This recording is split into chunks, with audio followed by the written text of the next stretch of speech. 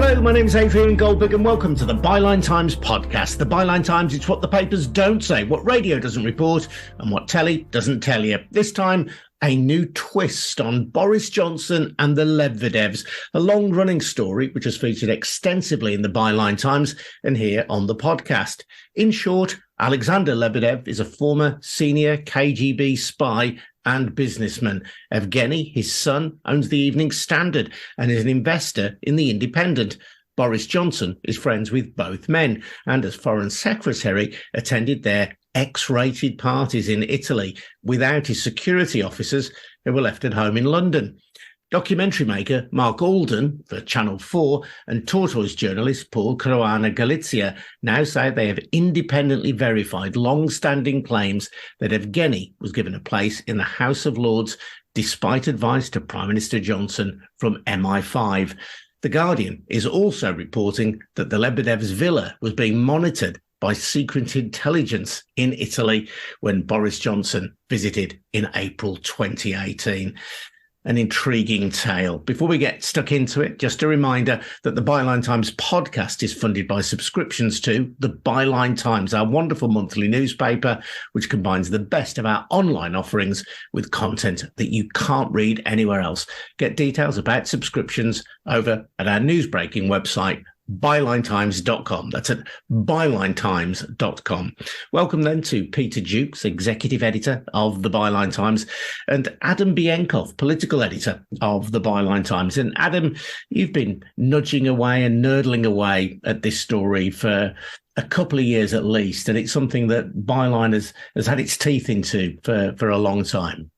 Yes, indeed. We previously reported that the Prime Minister had overruled the advice that he'd received from the security services that was denied at the time by Downing Street. It appears we have further evidence of that from this documentary and from other reporting by Tortoise. We now understand that Boris Johnson was personally visited by two MI5 officers in 2020 who advised him against appointing Evgeny Lebedev to the House of Lords.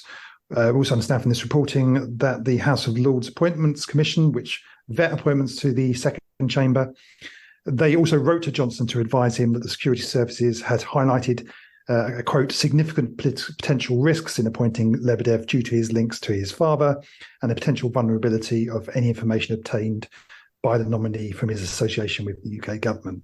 So it builds on the picture we were already aware of. It's further evidence of how Johnson overruled security services, overruled the advice that he was given, and was determined to place Evgeny Lebedev in the House of Lords despite the potential security risks to UK's national security. Yeah, and while we give credit to other journalistic outlets for bringing the story up to date, I'm looking at an article now that you wrote back in May 2022 for Byline Times, in which you were seeking to get information about the appointment of Evgeny Lebedev. But all the information that you got back, all the pertinent information anyway, was heavily redacted. So there was a vote by MPs last year using a sort of readily used parliamentary device to force Downing Street, to force the Prime Minister to release the information that he had received from the security services about Evgeny Lebedev. And that vote passed, and the Prime Minister was given about a month to respond. And he essentially ignored that vote of Parliament. What was released by Downing Street was so heavily redacted to the point of being completely pointless in having released anything at all. There was no information on what the security services had told him, no information on Evgeny Lebedev whatsoever.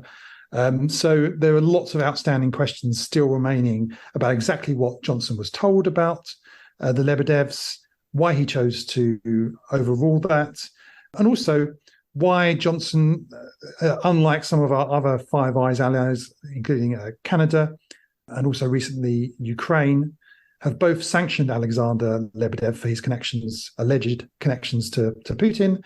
But Johnson resisted doing so, and Rishi Sunak has also resisted doing so, even after Johnson stood down. And Peter, John Sweeney was writing about this on Byline Times as far back as October 2021. There's just something about the relationship between Johnson and both Lebedevs that seems to warrant endless scrutiny. All of the questions that are pertinent here about Evgeny's newspaper interests, about his promotion of Boris Johnson as London mayor, about Alexander's past in Russian intelligence, so many questions that have still never been answered. Well, you'd be fascinated to know, within a few months of Byline Times starting up in 2019, when the proposed, at that point, appointment of the son, Evgeny Lebedev, to the House of Lords in 1919, Otto English wrote a piece for us. That's 4 years ago, nearly, October 2019. As soon as before Johnson actually went for a second election, he was proposing Lebedev Jr. for the House of Lords, saying there were security issues here. I think Adam is brilliantly placed to tell you about the symbiosis of the Evening Standard, to some extent the Independent, particularly the Evening Standard, owned by the Lebedevs, because let's remember, it's the father who has the money, he was a big banker and a KGB colonel in London. But I'm really fascinated, particularly around this point in 2018, where Johnson had been to various parties, had so many celebrities, many name me a celebrity who hasn't been to a Lebedev party, because he installed himself at sort of around 2008 onwards as the go-to party man in London. And I don't think many people knew then the history of his father. But let's just flash back to that famous scene in Perugia Airport where Boris Johnson, then Foreign Secretary, was caught napping in Perugia Airport, clearly worse for wear, and he travelled to a party at the Lebedevs Palazzo Novo in Umbria for this big party without his security detail. Now, why is this important? Why is the Foreign Secretary travelling to a party in Italy without security detail at all important? And why would the Italian intelligence services be interested? Well, he had flown just from a NATO meeting where they were discussing NATO's reaction to the attempted poisoning of Sergei Skripal, a Russian dissident in Salisbury, which had killed Dawn Sturgis with Novichok, had killed a British citizen who picked up the poison. So this was a crisis. Hundreds of diplomats were expelled because we had a nerve agent used on British soil in its deepest sort of part of its military base, if you like, in Salisbury, sort of center of the military industrial complex in the UK, which had killed a British citizen. Johnson was at this sort of crisis meeting, and he flies to meet not just Evgeny, who's the guy with the beard, the party-going one, who invites people like Ian McKellen, Mandelson, and Hugh Grant to these fun parties he has in Italy. His father was there. And we knew, and John Sweeney wrote about this 2 years, he adverted, that the Italian intelligence services had been deeply wired. And we published part of their report because they maintain that you don't really leave the KGB, a lot of people say this, and that Alexander, the father, who was in London as a sort of semi-station chief for the Russian Foreign Service, their MI6, if you like, well, they're also internal, was still meeting regularly with other members of the Russian intelligence services every year. So that he was still a semi-active member. Now, what Tortoise, a brilliant work by Paul Caruana Galizia, discovered is that at that meeting, in the party on the 18th of April, I think it was 2018, that he had been offered Johnson a back channel to Sergei Lavrov, the Russian foreign minister. So there you have the foreign secretary with no officials around, no protective police, creating a potential back channel to a state which at that point, and we now know a lot more, was considered increasingly hostile. Now, at the same time, when questioned as Foreign Secretary in Parliament whether he'd seen any Russian interference in British elections, perhaps the EU referendum, he said he'd seen not a sausage. Yet he was being offered a form of influence. We know that this happened in America with the ambassador DM at the UN, and people got sacked for it. He was offered a channel to the Russian foreign minister during a crisis. Just to give a little bit more context, to Alexanxder, who this intelligence report, Italian intelligence report, is mainly about, the one we got 2 years ago. The new information that they were following Johnson, they knew about this party, is presumably because of their own security concerns. Alexanxder Lebdev was a senior KGB official and then needs to become a banker. And then he gets embroiled in the kind of 90s mayhem of post-communist Russia. And he is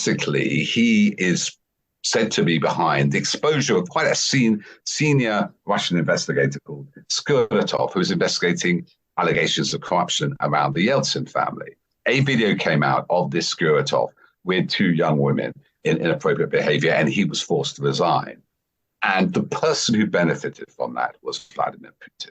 So you have a context in which Alexanxder, former KGB, seems to be doing work with another former KGB agent, i.e. Vladimir Putin, who becomes president. Then we have a bit of falling out with Putin, and he has this quite well-remunerated position, owns a bank, right? He's a billionaire at this point. And he falls out with Putin, it is alleged, and his money diminishes, but he still has enough to come to the UK and start off this lavish lifestyle, has two villas in Umbria, and buys a newspaper and invests in the Independent. Now, what happens, and Adam's very good on this, could tell you more, but obviously a lot of Russian dissidents came over to London from the 90s onwards. And when Putin came to power, people who now lives here, Khodorkovsky, there's Berezovsky, another famous Russian oligarch who fell out with Putin. But a lot of those were either imprisoned or died mysteriously or committed suicide in strange circumstances. And what happens, crucially, around the Ukraine after the Maidan uprising of 2014, when Putin then invades eastern Donbass, we know it's him now, and annexes Crimea, that these oligarchs no longer have much autonomy. And you can certainly see it with the Lebedevs. I don't know, as I said, I'll hand over to Adam in a moment about Evgeny's position on Crimea and Russia. But Alexanxder is clearly now on board with Putin because he owns a hotel complex. This is the father in Crimea. So all that apparent freedom these oligarchs had begins to change in this sort of, beginning of the war against Ukraine, because Ukraine was invaded in 2014. And Adam, Evgeny was a big supporter of Boris Johnson as London mayor, an enthusiast for Johnson's mayoralty. So there was a thing we often return to on Byline Times and on the podcast, this kind of close connection between newspaper publishers and politicians, not a particularly critical relationship. Yes, well, I was first covering Johnson's mayoralty right at the start back in 2008. And around that time, a couple of years later, I think it was about 2010, is when the Lebedevs took over the Evening Standard and invested in the Independent. And at that point, Johnson was in need of some media allies as a very ambitious London mayor, wanting to make his way eventually back into national politics. And he struck up this relationship with Evgeny Lebedev. I obtained through Freedom of Information, all of the correspondence between the two men throughout his mayoralty. And you see this picture of a sort of budding relationship, lunches they shared together. There were annual trips by Johnson to the villa in Italy for these parties.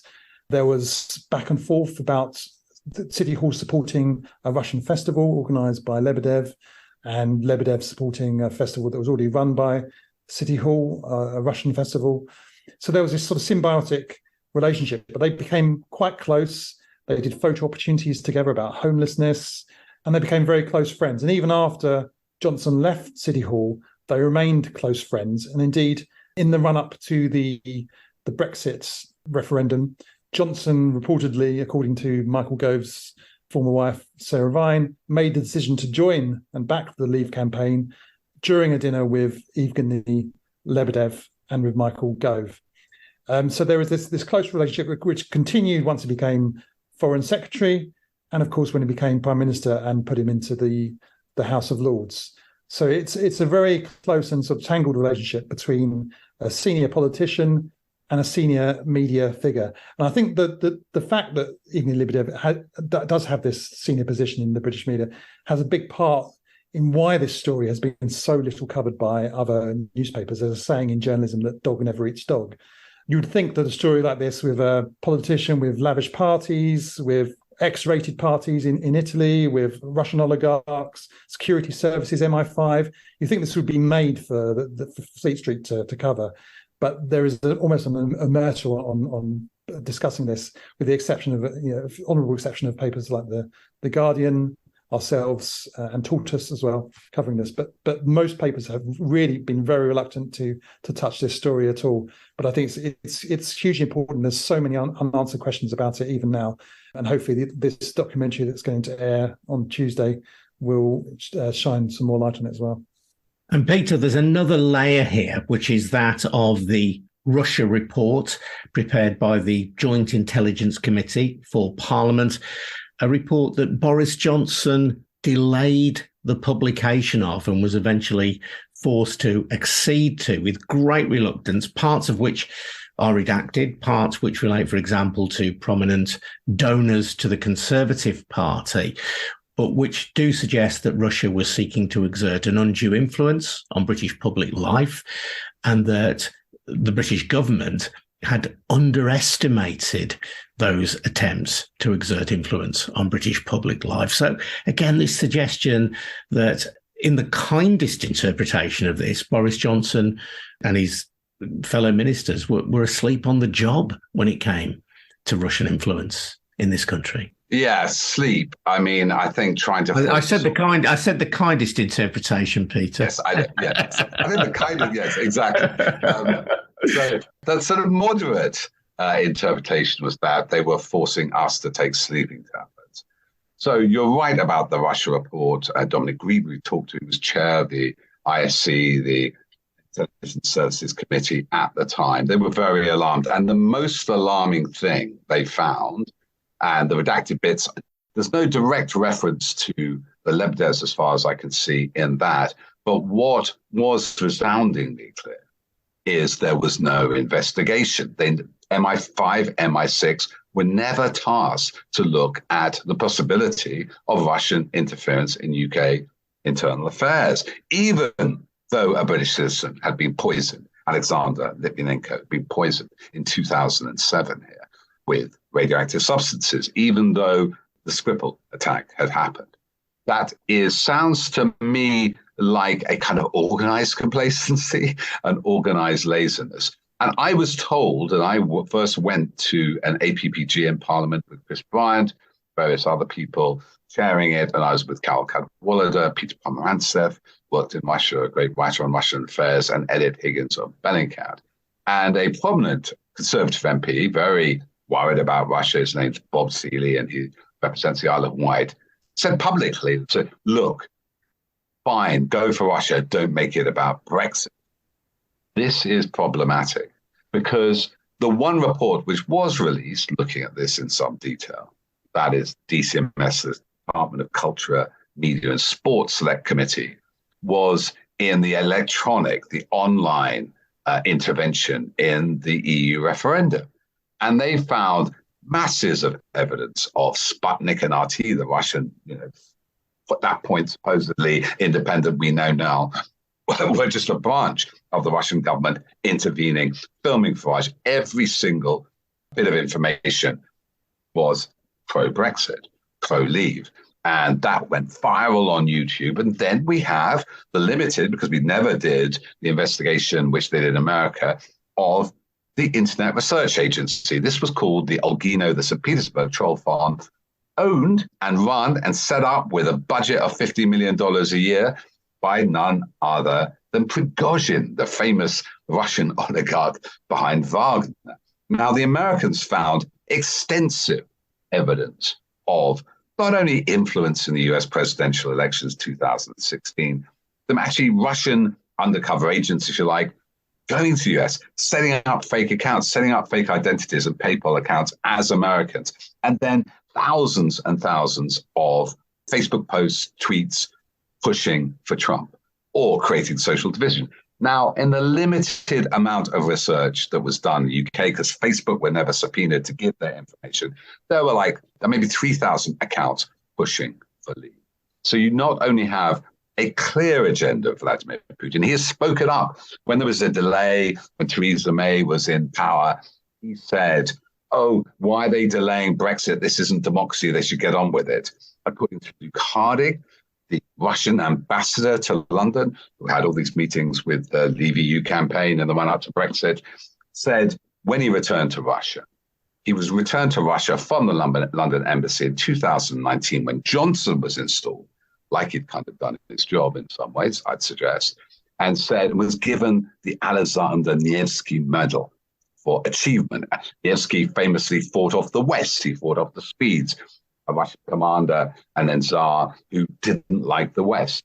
And he was reputed to have said to a diplomat at this ceremony where he was given this medal by Putin and installed very prestigiously as the head of the diplomatic school, Britain is now down on its knees and will not rise for a very long time. Now, Brexit was, and it's been proven by just the evidence, but also analysis in America by the American army, part of their Operation Blitzkrieg, along with the American elections in 2016 around Ukraine, because they wanted to cause division in the transatlantic alliance and have candidates who'd turn more of a blind eye to Putin's plans in Ukraine. And with Trump, you can see this again and again and again.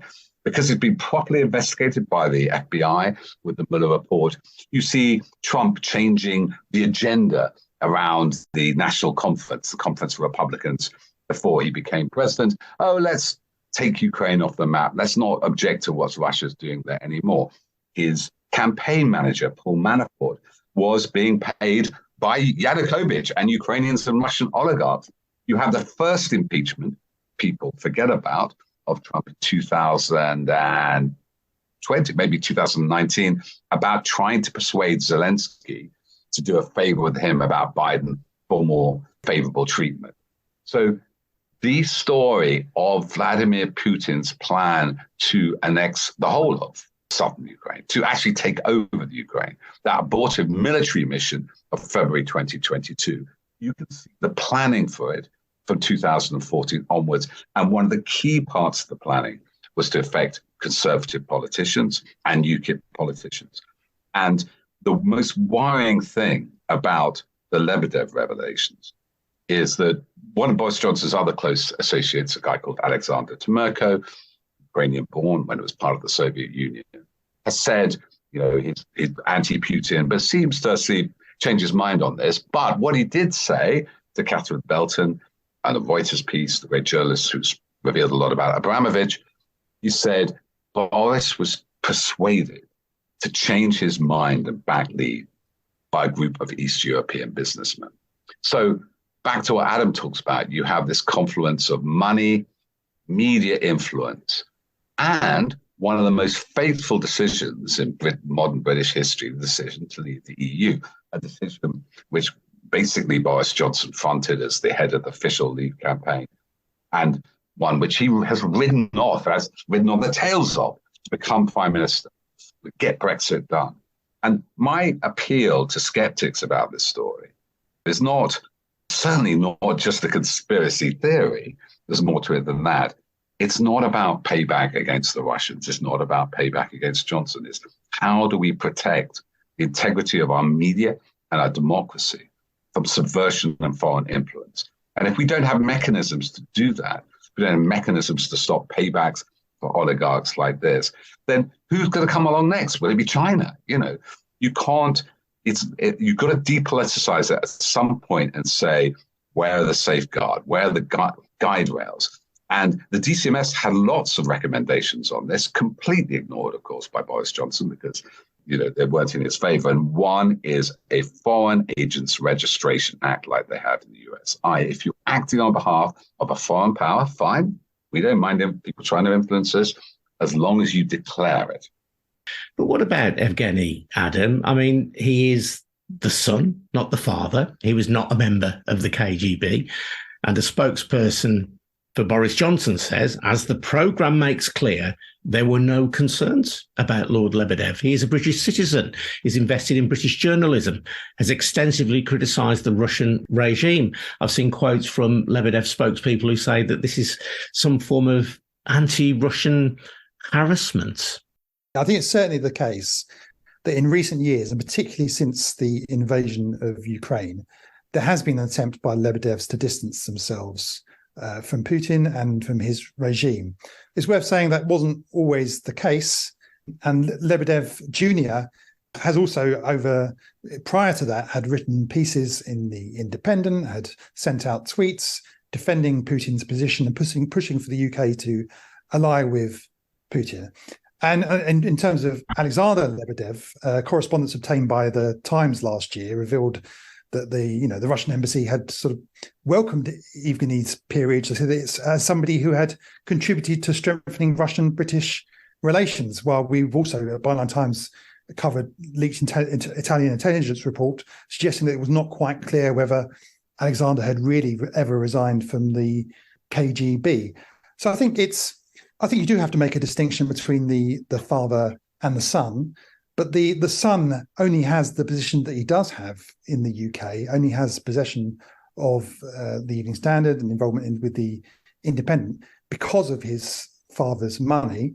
And his father only has that money because of his position in Russia and his position in the KGB and what followed in terms of his role as a Russian oligarch. So I don't think you can really disentangle the two. And if Evgeny Lebedev doesn't have any current connections with Russia and Putin, then surely there's nothing to be hidden in terms of revealing exactly what security advice the UK government was given about Evgeny Lebedev and about Alexanxder Lebdev. Surely we should see that.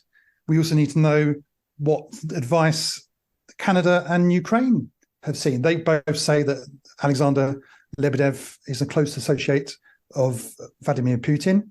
We understand that Canada's decision to sanction Alexanxder Lebdev was based actually in part on UK intelligence. So what is that intelligence? Why are the governments so resistant to talking about that? Why have they not followed the steps that Canada and Ukraine have done or in terms of sanctioning Alexanxder Lebdev? Why did Johnson overrule the intelligence services in the UK by putting Evgeny Lebdev into the House of Lords? These are all questions that just simply are not being answered by, they're not answered by Boris Johnson, they're not answered by Downing Street now either. If everything is all fully above board in terms of Evgeny Lebedev and his current relationships, then he'll have nothing to fear from that information coming out. But right now, there is a complete omerta on all of those questions, and they're questions that very few people, apart from Byline Times and a few other publications, are even asking at this point.